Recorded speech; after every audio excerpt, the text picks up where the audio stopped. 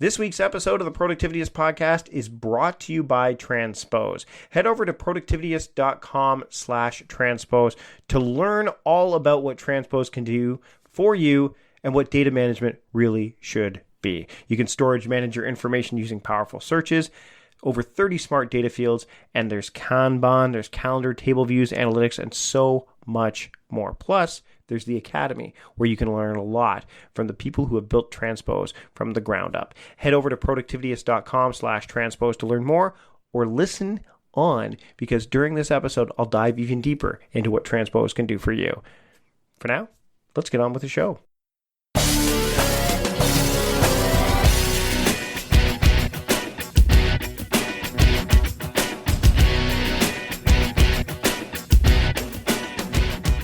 Welcome to the Productivityist podcast. I am your host, Mike Vardy, and this week on the show, Annie Mueller joins me for a conversation that dives not only into how to be productive from home while you're dealing with 4 children, who you are also homeschooling and running a business, and also having a husband who is on the road for part of the time, and so on and so forth, but also just really great tactical time and task management tips.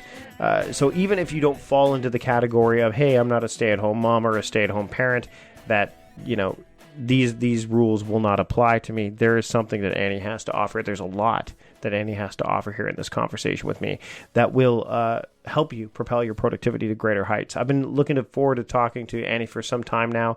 She's a very busy woman. She definitely knows when to draw the line in the sand as to where her time is spent. And I think that there's a lot that you can learn from her, and you're going to learn it right now as we dive into things. Here is my conversation with Annie Mueller here on the Productivityist podcast. I'd like to welcome Annie Mueller to the show, right? That's what we were talking about this before the show. It's like, it is Mueller. There's no doubt. It is Mueller. There's no doubt. I stand by that. Annie, thanks for joining me on the show this week.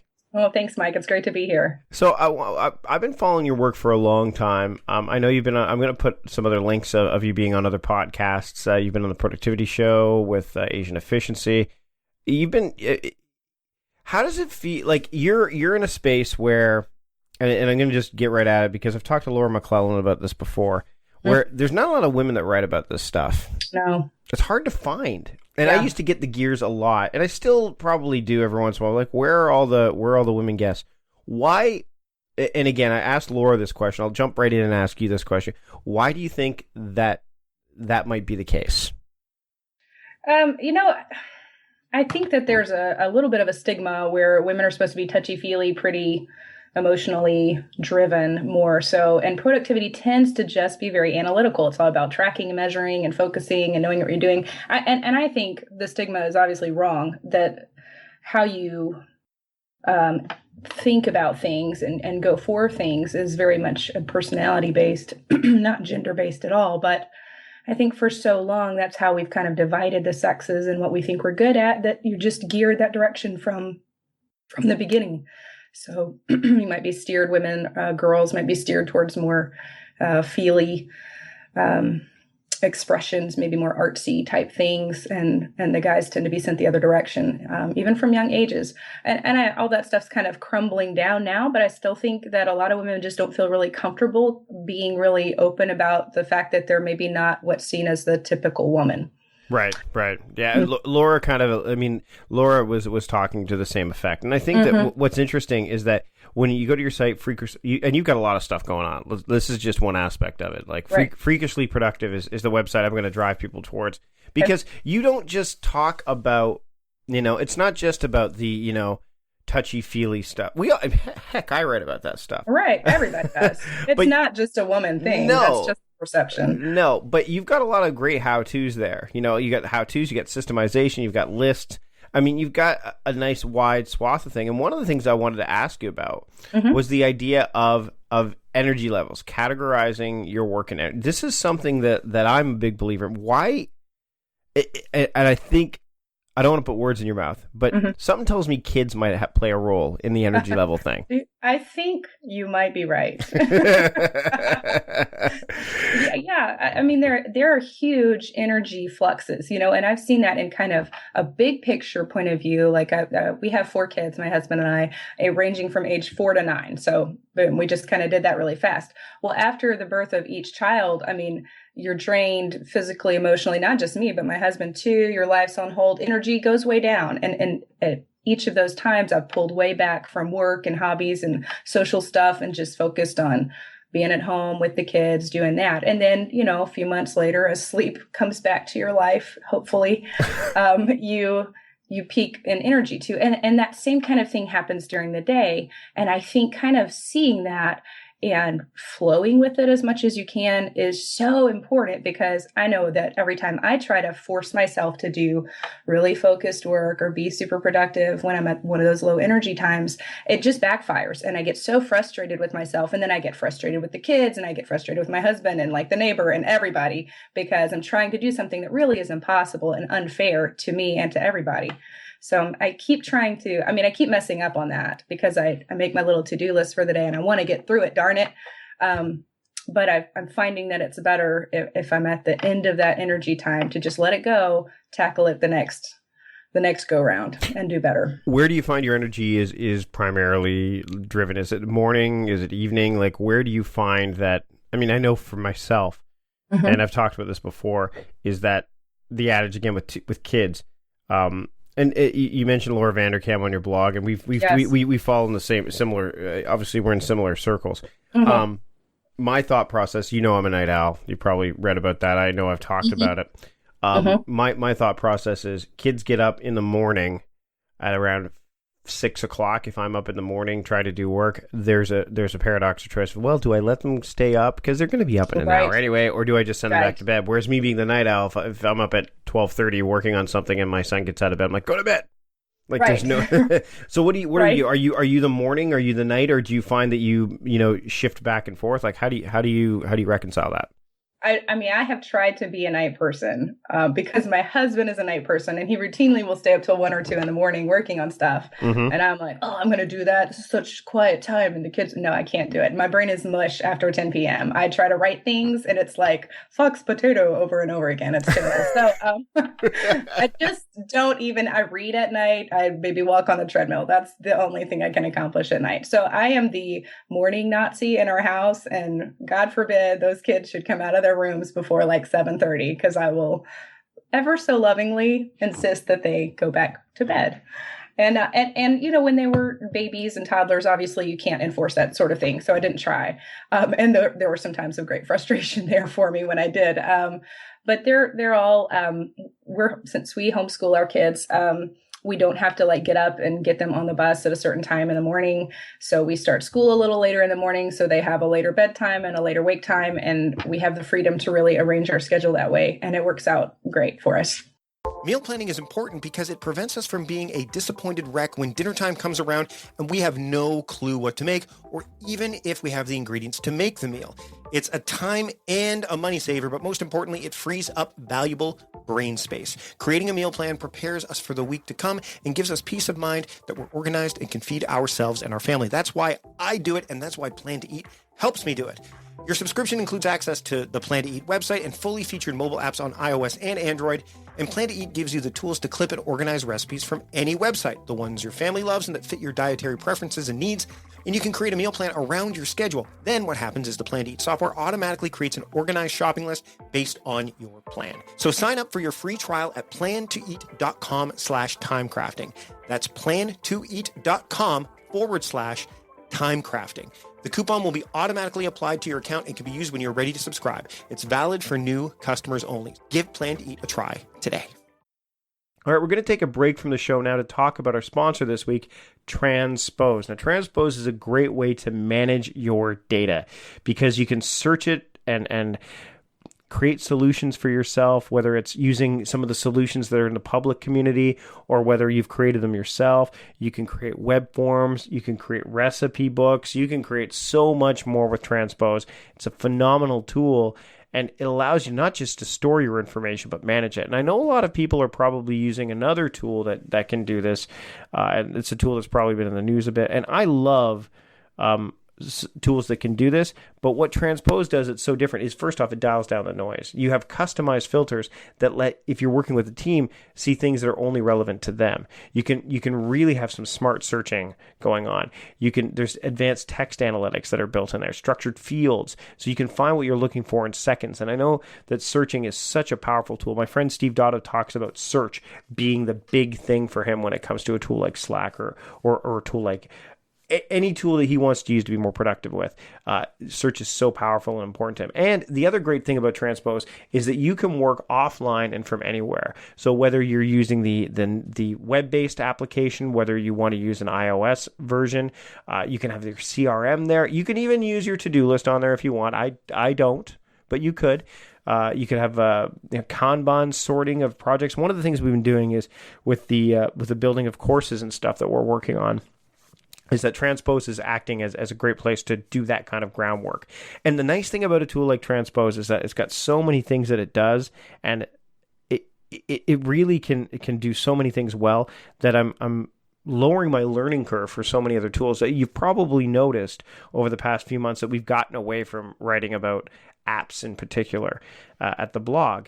And there's a reason for that, because apps move and change so much, and there's so much out there that you can absorb. And what I want to do is get better at using something rather than just learning how to use a whole bunch of tools.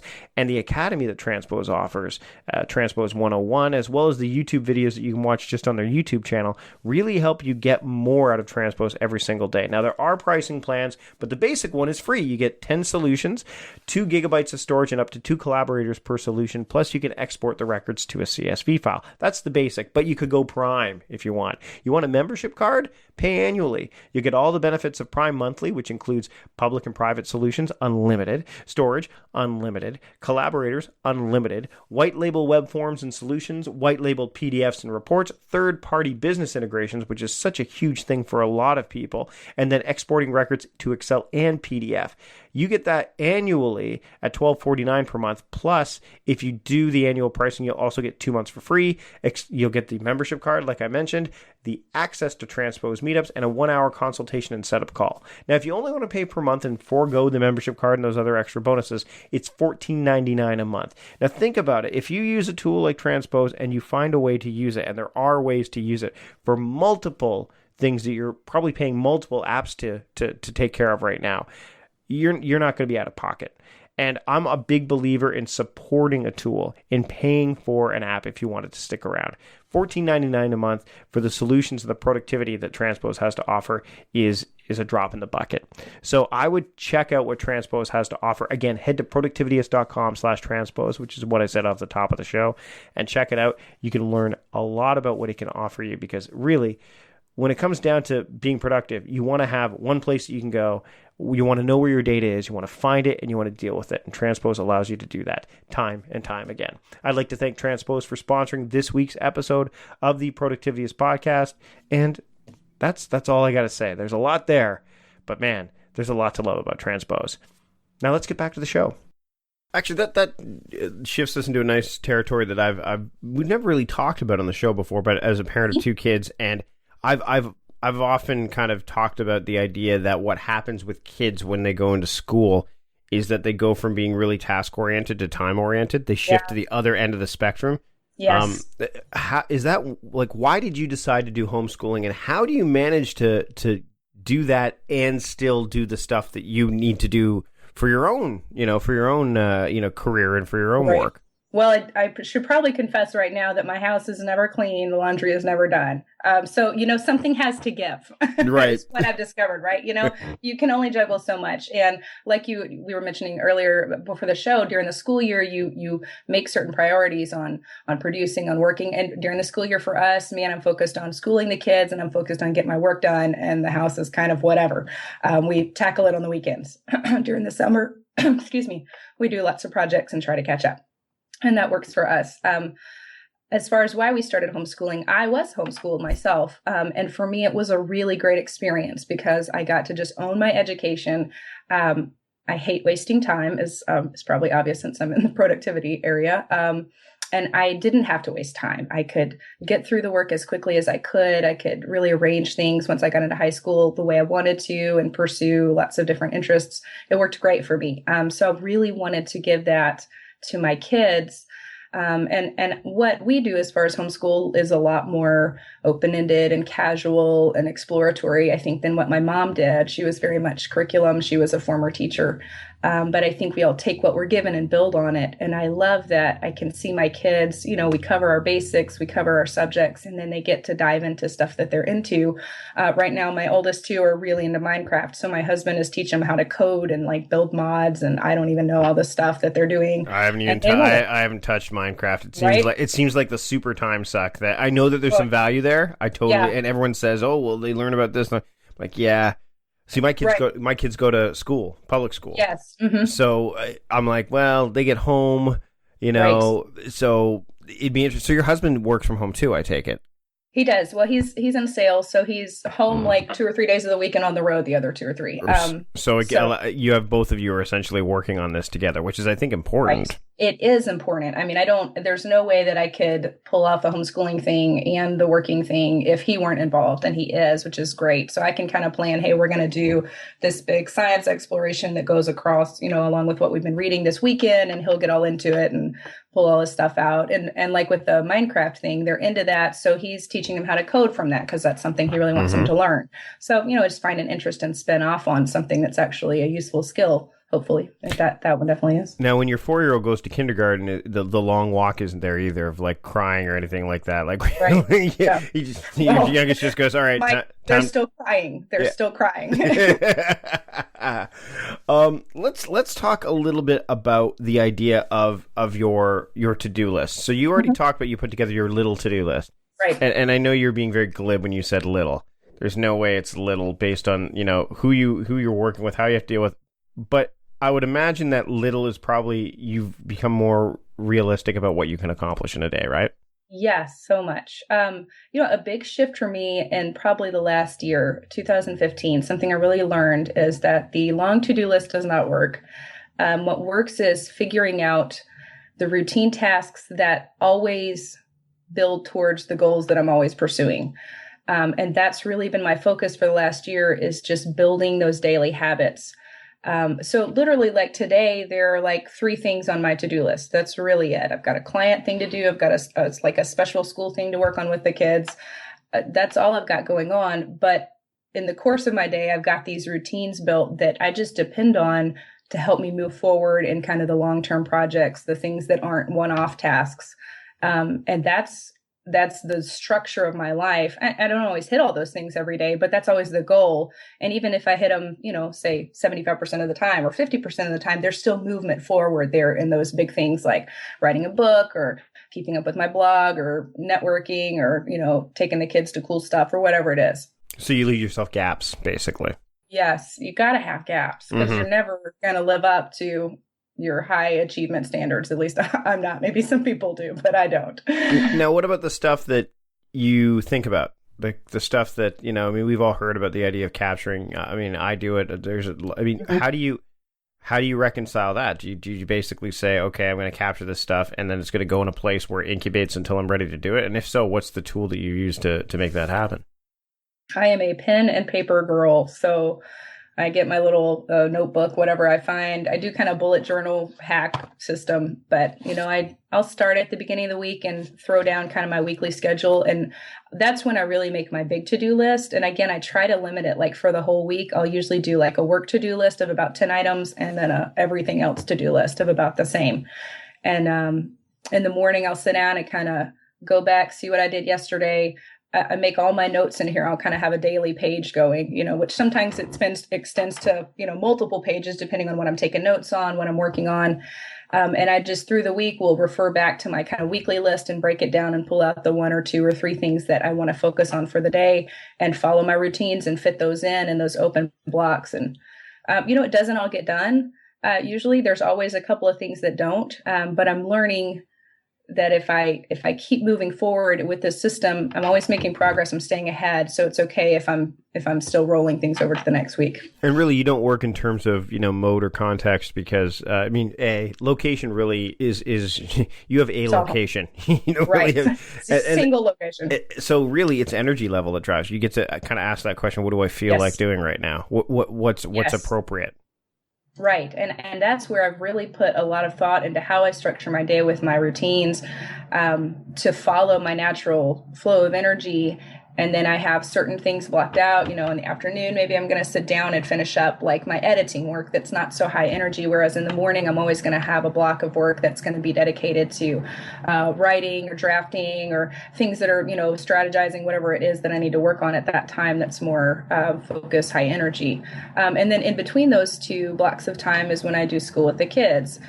So we'll sit down for 4 hours in the middle of the day and, usually have lunch in there together while we're doing a read aloud or something. So that is just kind of how it flows. Chores fit in whenever they can because none of those are really high energy or big thought processes. And that's when you can kind of just let things percolate. So if I follow my kind of routine that I've structured with my energy, and then when I get to the designated time block, okay, it's work time or it's school time or it's home time, I just throw in what the priority is first and then do whatever else I can.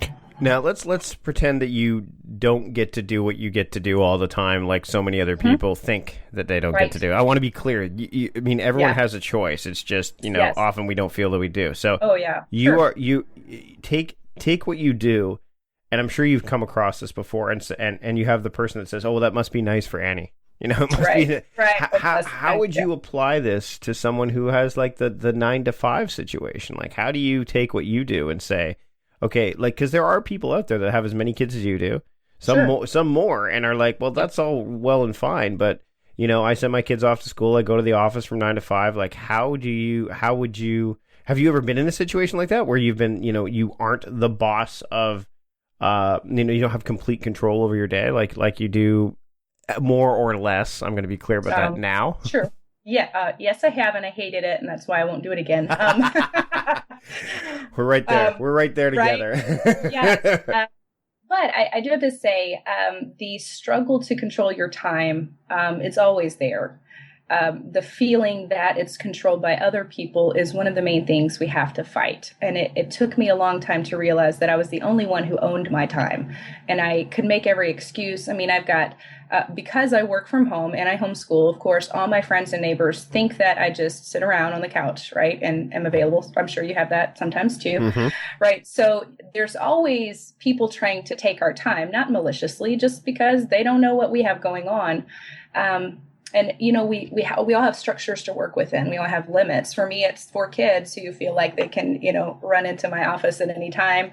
And I want them to feel that way. I want them to know I'm open and I'm there for them. But we also have to find ways to limit and to communicate with other people what our needs are and what our goals are. When you're in the context of a 9-to-5 job, you've got however many hours from the time you get up in the morning to the time you have to leave for work that are yours. There have been periods of time in my life that I've gotten up at 4 a.m. because that was the only time I had. And that wasn't really pleasant, but I got some work done between 4 and 6, and I was happy that I did it. After that, it was painful at the time.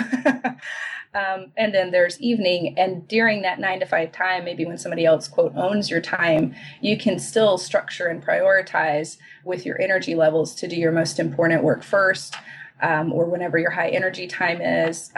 Whatever your confines are, we all have confines, whether it's spatial or whether it's family or whether it's work or whatever else it is. Within those confines, you have to take responsibility for what you do with your time. And there are lots of ways to do that. And I think that is, to me, one of the most intriguing and exciting things about productivity is like a puzzle. Okay, here are the pieces I have. How do I make this fit together? How do I get the important parts of my life in here first? And it's different for everybody. There really is no one fit, but playing that with that puzzle and realizing you can solve it, I think that's where you have to start. Yeah, it's funny. As you're mentioning that, I'm thinking about like being on an airplane and you get, or being in I guess an airplane. In-flight magazines always have like the crossword puzzles in the back. Right. I will always get about 2/3 of it done at the most, and then I just kind of give up. It's like, okay, well, these words are outside of my vocabulary and it's not worth the effort to consider. It's funny because as you mentioned that, your bio basically says, you hate paperwork, you don't alphabetize, your closet's a wreck, but you've made choices to instead do work that matters, build effective habits, and become the best version of yourself. So your closet may be a complete disaster, but that ultimately, in the grand scheme of things, doesn't matter because you've made conscious choices. And I think that's one of the things that people don't take the time to do, is make conscious choices. They're just so busy going and living the day to day without intent that they end up driving themselves crazy and in directions that they don't want to go. Right. I think that the biggest hang up we have to really accomplishing what we want to is this cultural narrative we have of what our lives are supposed to look like, right? And we all have slightly different versions of this, but they're all super similar. But when we find that little narrative we're living isn't giving us the results we want, it takes us sometimes a long time to realize we can just throw that out the window. We don't have to stick with that narrative anymore. We don't have to do this is what marriage looks like. This is what work looks like. This is what parenting. Our family style, from a personal point of view, our parenting, our schooling, we travel a lot together. We haul our kids off to places all the time and do school along the way. We don't look anything like even what I looked like growing up or what my husband's family looked like growing up. But this is what works for us. But you have to give yourself the freedom to just change all the boundaries, to change the narrative, and to figure out what matters most for you and then go for it. And not be afraid to break the narrative. I think that's another big thing is that, when I left Costco, it was terrifying because that wasn't what you did. Why would you leave a job that had, great benefit? Costco's renowned for being a great employer. Why would you leave that? In your case, what did you do before? What was the thing you did before this? Well, fresh out of college, I got married, and then I worked for my husband's family's business, which is in lawn equipment. And I'd gotten a degree in English. So what was the fit there? I don't know. I learned about carburetors. And I started doing their marketing and stuff for them. And then at that point, I really decided I wanted to launch off into, into freelancing. So that's what I did. But again, that was kind of a small risk, but, I quit that job before I had anything going freelancing. Well, and you also remember, the interesting thing there is a lot of people, I'm not going to, some people might say, well, that's great. You went to work for the family business. The risk was low, but there's risk there because you're doing something, you're working for a family business, it's like, you get into this job that you probably, you obviously were able to didn't want to do, and then you go to your family and say, yeah, you know what, I don't do this anymore. And they're like, well, what? We just gave you all this, and so you run the risk of offending them and going, you're crazy. Like, you have this thing, we're giving you this, and you're not taking it. Like, what's wrong with you? Right. And I think that's a key point. What we're talking about is like rejecting this narrative, taking these risks. You're always going to offend somebody when you make a decision. This is how I feel. You become decisive, you become focused and clear on what you want, you go for it, and somebody is not going to like it somehow. And at some point, you have to do what I think is growing up and deciding that it's not your job to make everybody else happy. Your job is to just be you, be the best you, do the best thing you can do. And some people aren't going to like that or get it. And at the end of the day, that's okay, because that's not their job. Their job is to be them. And as long as they're worrying about you, they're not doing their job. So move on. That's awesome, Annie. We got to go. I want to make sure we've tracked our time accordingly, and we're thank you so much for sharing everything with us today. A little bit, you got through this episode, everybody, in a Pomodoro or less. If you're listening to the public edition, if you're listening to the Patreon edition, you get a whole bunch more. So if you want to, and you're listening to the public edition right now, you can support the show by going to patreon.com/productivityist. And support the show in any monetary means you may want. But before we let Annie go, Annie, where can people find you on the internet, or maybe the hotel you're staying at next, since that's what you told everybody at Patreon you're doing right now? That's right. Well, that remains to be determined. So until then, you can find me at freakishlyproductive.com. That's where I blog, at anniemueller.com, which is where I just put writing clips usually, or on Twitter at Annie Mueller, where I'll be there for a week at a time and then disappear for a couple of weeks. And Mike, thanks so much for having me. It was a blast. Thanks for joining me on the show today, Annie. Appreciate it. Thanks. Bye-bye. That's it for this week's episode of the show. Thanks to Annie Mueller for joining me. You can find her work at freakishlyproductive.com, where she and guests write about a whole slew of things that are related to productivity and how to be freakishly productive without freaking out all at the same time. And if you wanted to hear more from Annie, well, we did a whole other batch of questioning that dives into email practices and so much more that you could get, and you would get if you were a Patreon supporter. So if you head to patreon.com/productivityist, you can learn how to become a Patreon supporter. You'll get the weekly episode, which is enhanced because you get more content, and you'll also get a weekly bonus episode and additional first looks at other content. Tons of other perks that are definitely worth exploring. So head over to patreon.com/productivityist and check those out.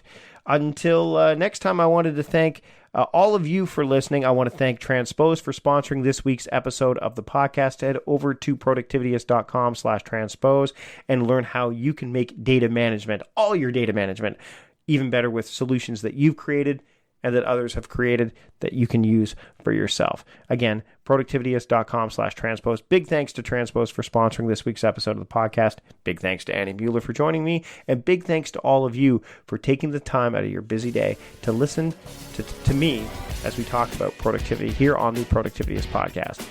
Until next time, I'm Mike Vardy, founder of Productivityist, productivity strategist, and the host of the Productivityist podcast, reminding you to stop guessing and start going.